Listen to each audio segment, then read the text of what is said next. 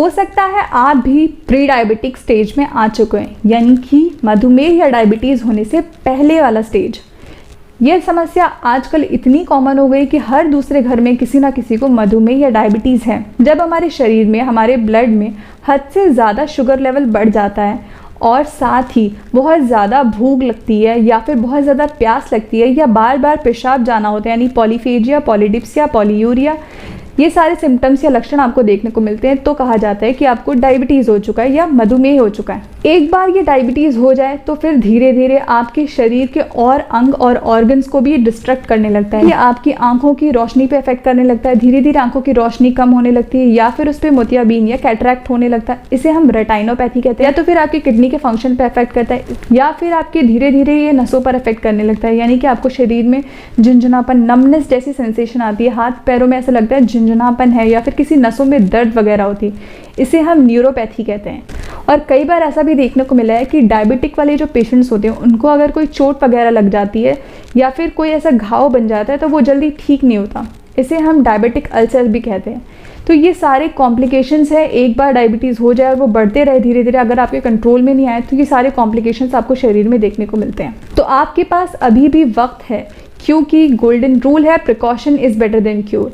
तो अगर आपको यह बीमारी नहीं हुई तो आप इसे खुद को कैसे बचा सकते हैं, साथ ही अगर या किसी को परेशानी हो चुकी है तो आप अपना शुगर लेवल कैसे मेंटेन कर सकते हैं या बैलेंस कर सकते हैं, या फिर अगर आपको डायबिटीज़ या मधुमेह होने की वजह से कॉम्प्लिकेशंस अराइज होने लगे हैं, यानी कि रेटाइनोपैथी, नेफ्रोपैथी या फिर न्यूरोपैथी, तो इसे कैसे ठीक करें, ये सारी बातों की चर्चा करेंगे। साथ ही बेस्ट होम्योपैथिक दवाइयाँ हम डिस्कस करेंगे जिनके थ्रू से आप डायबिटीज़ या मधुमेह की परेशानी या फिर उनकी वजह से होने वाली जो कॉम्प्लिकेशंस है उनकी भी सारी दवाइयों के बारे में आज हम डिस्कस करेंगे। सिर्फ एक वीडियो इसमें कंप्लीट जानकारी है कि क्या क्या कॉजेज़ होते हैं, आप इससे खुद को कैसे बचा सकते हैं और साथ ही आप इसके लिए क्या बेस्ट होम्योपैथिक दवाइयाँ ले सकते हैं जिससे आपका पूर्ण रूप से इसका इलाज हो सके। तो चलिए शुरू करते हैं। Hi everyone, this is doctor Shazia Parveen Siddiqui and very warm welcome to my channel earnest physician. सबसे पहले हम बात करते हैं कि डायबिटीज़ होती कितनी तरह की है। दो तरह की होती है। टाइप 1 जो कि इंसुलिन डिपेंडेंट होती है, जिसमें आपको शरीर में बाहर से इंसुलिन लेना ही पड़ता है।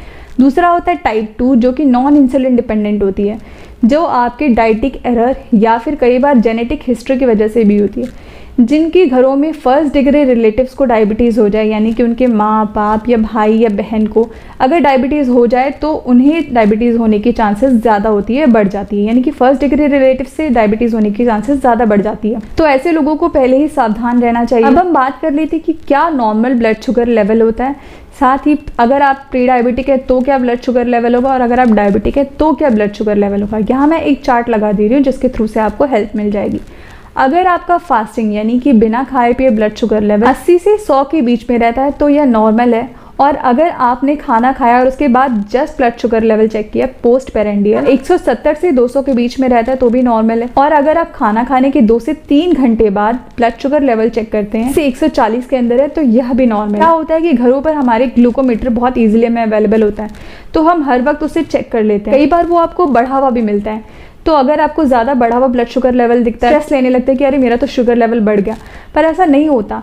ये जो छोटे मशीन्स होते हैं ग्लूकोमीटर्स, इनमें एरर्स भी होती है। ग्लूकोमीटर सिर्फ मॉनिटर करने के लिए, अगर आपको प्रॉपर अपनी जांच करानी है तो एक तो आप gold standard fasting blood sugar level check कराएं, वो भी किसी स्टैंडर्ड लेबोरेटरी से, या फिर आप एक HbA1c करा सकते हैं। जो ब्लड की जांच है इसमें आपको 2 से 3 मंथ के अंदर जो आपका normal average blood sugar level है वो ये बता देता है। बात कर लेते हैं कि मेनली आप ऐसी कौन कौन सी चीज़ें कर सकते हैं अपनी लाइफस्टाइल में, ऐसी कौन सा रूटीन अपना सकते हैं जिससे आप इससे खुद को बचा सकें। सबसे पहले तो आप पैक्ड फूड्स को बिग नो करें। आपको मार्केट में अवेलेबल पैक्ड नमकीन, बिस्किट्स या फिर पैक्ड फूड आइटम्स मिलते हैं, या फिर जो आपको फ्रोजन डिजर्ट्स वगैरह मिलते हैं, ऐसी चीज़ों को लेना बंद करें। सेकेंडली, एक्सेसिवली ऑयली या फास्ट फूड लेना बंद करें। थर्डली, जो आप खाना खाते हैं वो आप फ्रिक्वेंट और शॉर्ट इंटरवल्स में खाएं, यानी कि आप थोड़ी थोड़ी देर में कम कम अमाउंट में खाना खाएं। फोर्थली, फाइबर रिच फूड लें, सैलड्स वगैरह ज़्यादा अपने डाइट्स में इंक्लूड करें। फिफ्थली, आप कार्ब और स्टार्च का इंटेक अपनी बॉडी में कम से कम करें। और लास्टली, मोस्ट इम्पॉर्टेंटली, आप डेली बेसिस पे, चाहे आपको शुगर है या नहीं है, आप डेली बेसिस पर 1 घंटे की नॉर्मल वॉक करें। अगर आप ये सारी चीज़ें अपनी लाइफ में इंक्लूड करते हैं तो आप खुद को डायबिटीज़ होने से बचा सकते हैं, या फिर अगर आपको डायबिटीज़ हो गया तो आप अपना शुगर लेवल कंट्रोल रख सकते हैं। अब हम बात कर लेते हैं कि होम्योपैथी में ऐसी कौन सी बेस्ट दवाइयाँ हैं जिनके थ्रू से आप अपना शुगर लेवल कंट्रोल में ला सकते हैं, डायबिटीज़ या मधुमेह में पूर्णता रूप से आराम पा सकते हैं। सबसे पहले साइजीगियम जम्बोलेनम। अगर आपको बार बार पेशाब जाने की इच्छा होती है या बहुत ज़्यादा प्यास लगती है, शरीर में कोई ऐसा अल्सर है जो कि घाव है जो कि ठीक नहीं हो रहा है, तो आप साइजीगियम का मदर टिंचर 10 से 15 बूंद आधे कप पानी में डाल के सुबह दोपहर शाम ले सकते हैं। सेकेंडली, अगर आपको मधुमेह के साथ बहुत ही ज़्यादा कमज़ोरी लगती है अपने शरीर में, बहुत ही ज़्यादा वीकनेस लगती है और बहुत ज़्यादा भूख लगती है, यानी कि आपने बहुत अच्छे से अभी खाना खाया है, फुल मील लिया और उसके बाद फ़ौरन आपको वापस से भूख लगने लग जाती है और आपको बार बार पेशाब लगती है और पेशाब में एक फिशी यानी कि एक अजीब सी स्मेल आती है, तो आप अब्रोमा अगस्ता का मदर टिंचर ले सकते हैं 10 से 15 बूंद आधे कप पानी में डाल के सुबह दोपहर शाम। थर्डली, अगर आपको बहुत ज़्यादा पेशाब होता है और साथ ही रात में आपको बार बार पेशाब के लिए दौड़ना पड़ता है, फिर जो आप अपना किडनी फंक्शन टेस्ट कराते हैं उसमें आपको आपके यूरिन में एल्ब्यूमिन देखने को मिलता है। साथ ही अगर आपको ऐसा लगता है कि आप पेशाब रोक नहीं सकते या फिर आपके पेशाब में बहुत ज़्यादा जलन होती है, तो आप यूरेनियम नाइट्रिकम 30 पोटेंसी में 6 से 7 बूंद 1 चम्मच पानी में डाल के सुबह दोपहर शाम ले सकते हैं। हम बात कर लेते हैं मधुमेह या डायबिटीज़ होने की वजह से जो कॉम्प्लिकेशंस होती है, उनमें आप होम्योपैथी की कौन कौन सी दवाइयाँ ले सकते हैं। अगर आपको बहुत ज़्यादा फॉरगेटफुलनेस होने लगा है, यानी कि आप चीज़ों को बहुत ज़्यादा जल्दी भूलने लगे, फॉर एग्जाम्पल आपसे किसी ने कहा कि अरे आपको अभी तो ये बात बताई थी, आप इतनी जल्दी भूल गए, या फिर आपने कोई चीज़ कहीं रखी और आपको याद तो है कि आपने वो चीज़ रखी बट आप भूल गए कि आपने कहाँ रखी। इस तरह की अगर आपको फॉरगेटफुलनेस लगने लगे और माइंड में कन्फ्यूजन बने, साथ ही आपको दिख रहा है कि आपके बाल बहुत ज़्यादा झड़ रहे हैं और बार बार आपको पेशाब के लिए दौड़ना पड़ रहा है, तो आप फॉस्फोरिक एसिड 30 पोटेंसी में 6 से 7 बूंद 1 चम्मच पानी में डाल के सुबह दोपहर शाम ले सकते हैं। सेकेंडली, अगर आपको डायबिटीज़ या मधुमेह की वजह से आपकी आँखों पे इफेक्ट आने लगा है, यानी कि आपकी रोशनी में असर आने लगा है या तो फिर आपको धुंधला धुंधला दिखने लगा है चीज़ें, आप फॉस्फोरस 30 पोटेंसी में 6 से 7 बूंद 1 चम्मच पानी में डाल के सुबह दोपहर शाम ले सकते हैं।